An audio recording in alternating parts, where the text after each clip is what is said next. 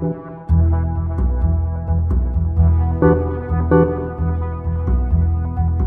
social media accounts that she helped, developed, and established, mostly related to news, are now a few of the most recognizable brands in the Philippines for trailblazing practices, now considered a norm for news outlets, project leader for Facebook and Public Affairs Synergy, and other social media sites for GMA Network, including YouScoop. Please welcome on stage Miss Stacy De Jesus. Good afternoon, everyone. Hi. Okay. Yes, so I was introduced as member of GMA News, but I am now with Rappler. Okay, so let me start with my presentation. I'm gonna dive right into it. I think na-energize naman kayo lahat coming off from your lunch break, from the activity earlier. So I'm gonna dive right into it, okay? But first, let me introduce myself. Again, I am at Stacy De Jesus, and yes, that is how I introduce myself usually, via my social media accounts. And I have been working for the social media profession for about 5 years now. I started with GMA News, but I am now the social media head at Rappler. So basically 5 years. And what I'm going to be talking to you about today, what I'm going to be sharing with you is more or less a summary of what I learned during that duration.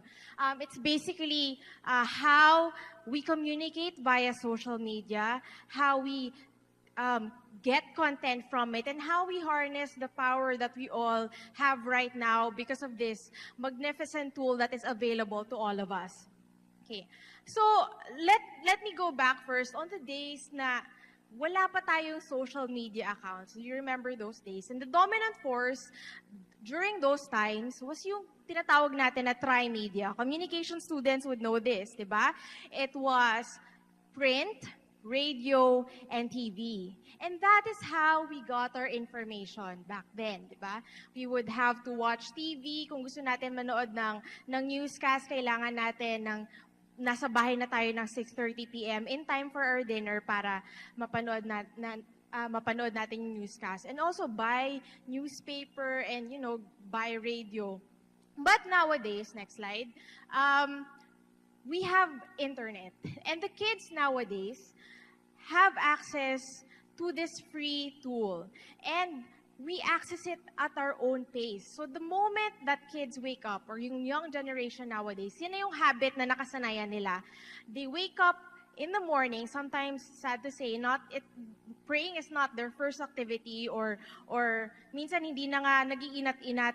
Unang gagawin is kukunin yung cellphone and to browse. And that is how we get our information. And that is a preview of where we are going, kasi yan na yung habit ng mga kabataan nowadays. And syempre, the youth is the future, correct? So, given that, we bring information with us wherever we go, kahit pa yan bakasyon, and we access it whenever we want. So, we are all busy. Siguro, we can call it medyo spoiled ang mga tao ngayon because yung information dumarating lang sa kanila eh. They don't even have to look for it. Andyan na. They just open their Facebook, their Twitter, YouTube account, and it's all there. Before, as I mentioned earlier, kailangan pa natin mag-abang ng 6 p.m. bago manood ng newscast. Pero nowadays, merong newscast na 3 minutes lang, 5 minutes, 2 minutes, 1 minute at our own time. Kasi syempre, yan na yung attention span ng mga kabataan nowadays. Mabilisan lang. We don't have an hour to watch a whole new video sa phone or sa desktop natin. And we access it whenever we want. So, may mga nagla-live stream lang, and then, whenever we want, kahit madaling araw pa yan, we can watch a newscast. At Rappler, we have the Rappler newscast. So, ito yung tools and information available ngayon. It's very accessible. And if you know how to use social media, it's actually a gift that keeps on giving. If you know how to harness the power that it gives you. But first, of course, if you want to dive into working in social media, for example, you have to basically understand what are each of these platforms. So, I can explain it to you. Nakuha ko lang to sa internet. Siyempre, one of the most watched videos on the internet, alam naman natin lahat, are cats, di ba? So, basically, kailangan naiintindihan mo how each of these platforms work. So, sabihin natin Facebook. Facebook, walang character limit dyan, basically. Meron ata, pero sobrang ano. And then, the way they present information to you is via an algorithm. Meaning, yung most engaged post would get bumped up in your feed, correct? So, kunwari, may mga post nga kayo ng 2010, tapos may nag-like, umaakyat yan sa feed, diba? So that's how the Facebook algorithm works. And if you want to dive into this profession, you have to understand that. Now, unlike Twitter, linear naman yung presentation nila ng information. So it's if I post and you post and she posts, patong-patong yan. And it gets lost until someone you know retweets it. So it's linear. And it's also limited by 140 characters. Okay? Next. Okay, medyo napuputol yung slide ko. But other than knowing what these platforms are, your next step is to know what kind of audience you have or sino yung kinakausap mo for each of these platforms. So, the first one, Facebook has available data din yung ito sa internet. Facebook has now it now has a bigger population than China. Back in 2014, I always used to say in my presentation, it's going to be as big as China. Pero hindi. Nalampasan niya na. And China is the world's most populated country. So, Facebook, kung country siya, it's the world's most populated country. 1.39, I think it's 1.4 something na billion on Facebook. Tapos 1.36 lang in China, followed by India. Can you imagine so many people connected on Facebook? Next slide. And then, next. So, next. And out of 1.3 billion people, 44 of that are from the Philippines. And, next slide, 32 million of that access via mobile. And what does that tell you? This is very important kasi out of the 44 million, they bring Facebook wherever they are. Kahit saan sila dala-dala nila. Anytime they can access that information. Next. And 95% of the Philippine internet population are on Facebook. Lahat ng may access sa internet, 95% may Facebook account. Next. And the 43% out of the whole time you spend on social media, 43% is spent on chatting, liking, sharing a Facebook post. I don't know kung anong ginagawa nila for the 57, pero 43 is on social media. Now, we know that the Philippines is the social networking capital of the world. Yes. Actually, medyo kini-question na nga yan. I think we are at part, I forgot which one of the countries. But walang contest, we are a very socially active country. Before social media, we were the texting capital of the world. So, there's no question that we have to be, social media is a force to be reckoned with. And because of that, we realized na ang daming taong social media and some of us, we forget na parang nagiging technical and nagiging parang wala na lang yung pag-browse ng online and sa online. So what we did was we came out with a campaign and it's what we called Share PH, basically Share Philippines. And it encourages you, next slide, to basically share the beauty of the Philippines with the rest of the world. Now, what do you have to do? It's very easy, next slide. All you have to do, kasi yung activity na ginagawa natin, yung usual, di ba? When we go out, pag nagbabakasyon tayo, we take photos of ourselves doing ziplining, meeting other people, partying, trying out adventures. And kung may mga pagkain, we take photo of that food. And what we ask people is just to, wala silang gagawin iba, just yung usual activity nyo, kasi lahat naman tayo naggaganyan, and just add #SharePH to your tweet. Now, next slide. Now, they send us photos of places, people, parties, events, food, and then mga adventure nila. And all of this, binibigyan niya ng parang basically, we now have a purpose to the sometimes na nagiging meaningless na activity online. So now, there are actually sa share page na map, this is supposed to, it's a video, sa share page na map, we now have around 6,000 share PH submissions, meaning that's around 6,000 times that people work together to promote the beauty of the Philippines with the rest of the world. So yung usual na pag-share mo ng food, dinagdagan mo lang ng share PH, and now there's a purpose to whatever you're doing. Diba? So yes, that's how easy it is to join. The next one I want to share with you is a campaign that we came up with nung dumating si Pope Francis dito sa Pilipinas. He was here around January at the start of the year for about 4 to 5 days. And our hashtag then was Pope Francis PH. And then, yun yung coverage namin. But we came out with another campaign which is called hashtag Show the Pope, where we basically encouraged people to play.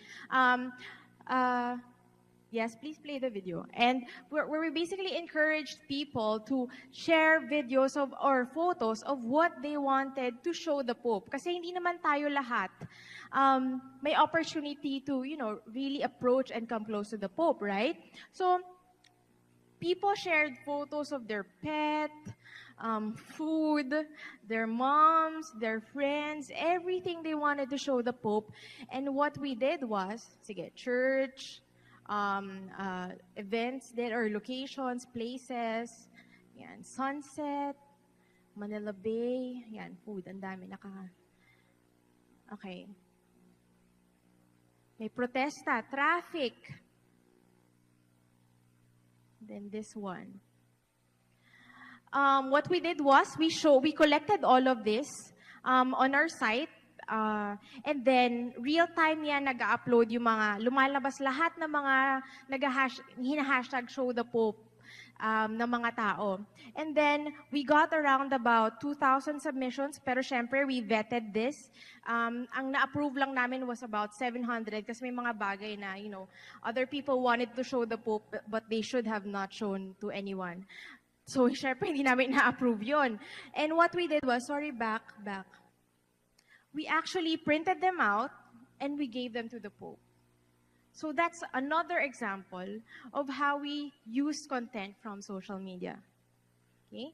So it's still very powerful. Hindi lang dahil online yan. Hindi yan makaka-apekto offline. Next. Do you remember the case of Mary Jane Veloso? Right? It was at the start of the year also. And at Rappler, we have this bureau in Indonesia. May Rappler Indonesia kami. And we went there.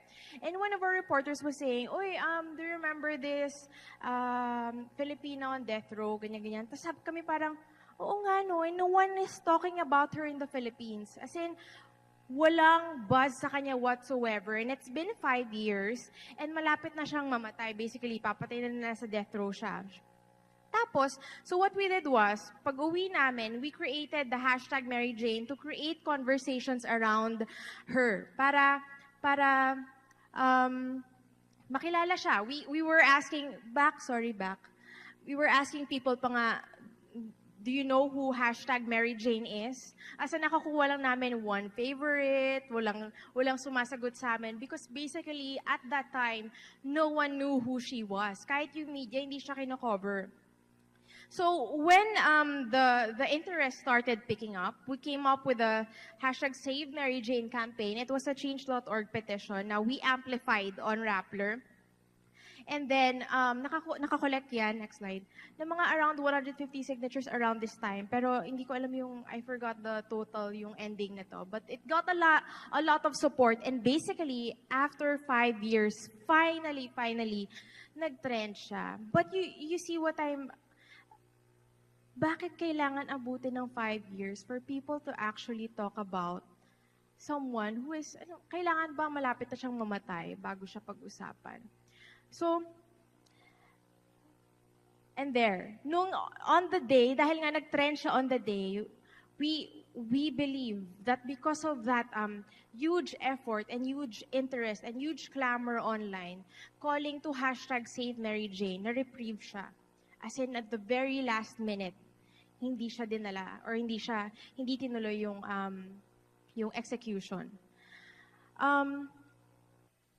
Next. So, what I'm trying to say is, tatlo na yung na-show ko sa inyong example. All of these social media activities that we do online, we must not forget that there should always be a purpose to everything we do. At Rappler, marami kami mga campaigns. And we really encourage you, our readers, our followers, and you here, because we are at the Catholic Social Media Summit, to make sure, please, every time you go online, yung social networking nyo, sige, next slide, yan, make sure that you're working towards also a common cause, kahit every now and then man lang. The people in this room, I know you guys came here because you wanted to hear about social media and the trends and whatnot. And I know nasa interest nyo to. So I'm telling you guys, kapag lumabas kayo dito, as soon as you go out of this room, and I know you guys go online to tweet and to chat each other, kapag meron kayong mga nakikitang ganitong klaseng campaigns or petition, may it not be from Rappler, I encourage you to join. Join. Para hindi sayang yung power na binigay sa atin or na nagagamit natin because of these tools. So, I'm going to be talking about next, about how we basically use social media for disasters. Of course, my colleague, Sir Rupert, will be talking about more of this later. But basically, do you know na merong formula na every time na magkakaroon ng typhoon for formula for a hashtag. So back in 2012, the news organizations were coming up with different hashtags for each of the coverages. So kunwari, sabihin natin, Bagyong Chedeng, si Rappler would come up with hashtag Storm Chedeng. Tapos si GMA News would come up with hashtag Chedeng PH Now. You know, iba-iba yung hashtag. And lahat kami, pare-pareho lang naman yung message na gusto naming ilabas, na you have to be prepared, you have to read the news, kasi kung hindi kayo informed, baka kung anong mangyari sa inyo. So what we did was, kasi ang cluttered na, everyone wanted to get for information, everyone wanted to spread information, pero cluttered. So what we did was, we came together, yung mga news organizations, and we agreed on a formula, and it was hashtag the Pag-asa local name plus PH. So yung local name ha, kasi di ba pag yung mga bagyo, kapag hindi pa sila pumapasok sa Philippine Area of Responsibility, they have a different name, yung international name nila. And then when they come here, nagiging Tagalog. So Inday, Mario, Glenda, iba-iba. And every time na merong mga bagyo, we come up with meron ng mga napag-aagrihan na not just the usual hashtag for typhoons, but we also announce yung hashtag FloodPH, where we encourage everyone, next slide, to send reports of heavy flooding, hashtag RescuePH for reports on yung mga rescue, mga call for rescue, and then Relief PH para sa mga nag-organize ng relief centers. Walang pasok for announcements on class suspensions. Ito yung pinaka-active. Ay nako, ang bilis-bilis ng feed pag walang pasok. Road alert kapag may mga traffic reports, Move PH kapag naghahanap kami ng magvo-volunteer online, kasi 'di ba yung dati may mga naghahanap lang ng volunteers for relief centers, but now it's very important also na merong nagbo-volunteer for us online, because it helps us map out, katulad nung sa Share PH kanina, but it's basically reports on flood alerts, map it out para at one glance nakikita mo lahat ng mga areas kung saan binabaha, lahat ng areas kung saan kailangan ng tulong, etc. And then okay, no power, no water, tsunami PH if there are tsunami incidents, storm surge. Tracing PH is what we use for missing persons. Next slide. Sige, next lang. So, these are the graphics that we present every time na nagkakaroon ng disaster. So, I encourage you, kapag nakakita nyo yan, just spread it, share it. Kahit pa i-download nyo, we don't care. Pretend that it's your own as long as nakakatulong siya sa ibang tao. So, yan, mga how to prepare disaster kit, reminder on how to read yung mga guidelines or yung mga alerts. Also, sige, next slide, napuputol, hindi nakikita yung umpisa. And then, every time during disasters, next transition, we ask people to help map flood rescue and other critical alerts. Yung Project Agus Map, which Sir Rupert will be talking more about later. Next slide. It's basically, ganito yung itsura niya. So this is one whole map. And then everyone is encouraged to submit reports of, in this area, sa may Valenzuela, may nag-report ng, flood alert, rescue alert. So, hindi ko alam kung nababasa nyo, but this basically says, the 2 families here with 8 members, including infant at this address, Barangay Concepcion 1, Bautista Street, Marikina. Contact number.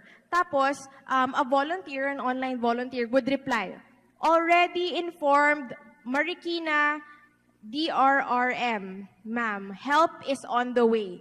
So you see how important it is to volunteer in efforts like this. Kasi on the Agos map, we are partnered with a lot of first responders, DSWD, Red Cross, and pag may mga ganitong reports, they immediately go out to help. Next. Ito, may babaeng nagle-labor sa ibabaw ng bubong along Manunggal Street, Barangay Tatalon, Quezon City. Please contact a name and then a number. Tapos may nag-reply, volunteer also. Riza Calzado now in labor. So, kumbaga, and then sa another update, rescued by the Philippine Red Cross according to PRC Philippine Red Cross Sec Gen Gwen Pang. See? May natutulong talaga yung mga ganitong mapping. And I know mapping could be very technical for some, but it's as simple as parang pag nagre-report ka lang sa Waze or nagtitweet ka lang, sabihin mo lang, #FloodPH, baha sa ganitong area. And then it automatically goes into a map. And then people can view this and say, oh, pupunta dapat tayo sa area na yan, pero may nag-report ng baha, so hindi na. Tapos, kapag may nagsabi, #RescuePH, manganganak yung kapitbahay ko, walang pumapansin sa kanya. And then, it automatically goes into a map, and since our first responders are nakatutok yan sa map namin, and they say, okay, meron nangangailangan ng tulong dito, alis na tayo, ganyan, mag-deploy. You see, these are very important efforts every time na may mga disasters. Next. Social media is also used for as a new go-to for calls for help. Yes, please. And next. And they basically send us reports of ito. Ito ay screenshot of all the tweets nung Yolanda. I was also on board that time on Rappler. And please help po for any information about my family. We have relatives need help. Still no contact with my family. Please update us. So basically, everyone is using social media now. Hindi na sila nagtatawag pa or nag-ano. They use social media to tag the government agencies or yung mga NGOs to call for help. Tapos tayo, mga volunteers or yung mga nakakaalam na kung paano gamitin yung social media for this kind of purpose, we can volunteer and help find this information so we can put them together in one place kung saan nakatutok yung mga first responders. Next. So, next. And then we can also use social media to, inspire and make people forget about sometimes yung mga pinagdadaanan nila. So, Itong the Filipino spirit is waterproof. Do you know this? Naalala niyo ba to? This was a very viral campaign by mga graphics artists. Everywhere, yung mga graphics artists na nag-join sa campaign na to, kanya-kanya silang design ng the Filipino spirit is waterproof. And it was very, very powerful. Kahit na isang message lang yan for each and every one of them. Kapag may nakakakita, it actually nakakatulong siya sa pakiramdam. Kahit papano na parang, ang dami nawawala, pero someone is telling you, just reminding you, kapit lang, kapatid. Next. Yan, eto, binabagyo na, ngumingiti pa rin. Balibaliktad na yung payong. Sige, next lang. Ito yung, yung mga memes. I'm sure minsan iniisip ng ibang tao, parang, ano ba to? Puro memes na lang, walang kwenta. But actually, this is not noise. I don't think it is. Kasi it also, helps people to keep talking about an issue. Para hindi nakakalimutan. Kasi, as I mentioned earlier, lahat tayo short attention span na. Because of this, yung habit na nakakasanayan natin. And this, next slide, really helps us to, remember na wag makalimot na, may mga, tapos na ba yung nangyari sa, yung effect nung habagat na yun? May mga nawawala ba? May namatay ba? It keeps us talking. Next. Yan. Sige, next. Yan, Venice, nakakainis. Diba? Water sports, more fun in the Philippines. Making light of the situation. Chillin' like a boss. Binabaha na yung bahay, pero ano pa rin. So I think all of these things, come together and make us resilient as a nation. Hindi lang siya dahil talagang resilient tayo as Filipinos, but because we get strength from each other. And today, it's easier to get strength from each other because of social media. So there are I'm sharing with you many purposes of how you can look at things differently from now on when you use social media. So, because social media, sabi nga nung isang katrabaho ko sa Move PH, si Voltaire, can you please show the text yan? Bawat patak ng text or tweet or post sa Facebook ay maaaring maging agos ng impormasyon na maghahanda sa atin harapin ang hamon ng panahon. Okay, next. So, social media brings people together with a common cause. And if we all agree na lahat tayo, after this summit, will go out and use social media for social good, hindi yung pahapyaw lang, see things differently. It can help us achieve something. Like yung mga pinakita ko sa inyo earlier. And these are real life examples. Hindi siya impossible. Next. Okay, next. This is the end of my presentation. So, I hope you learned something from my talk today. I encourage you to create ripples after you hear this talk or after this whole summit. And in every tweet that you do, you help move not only the Philippines, but the world.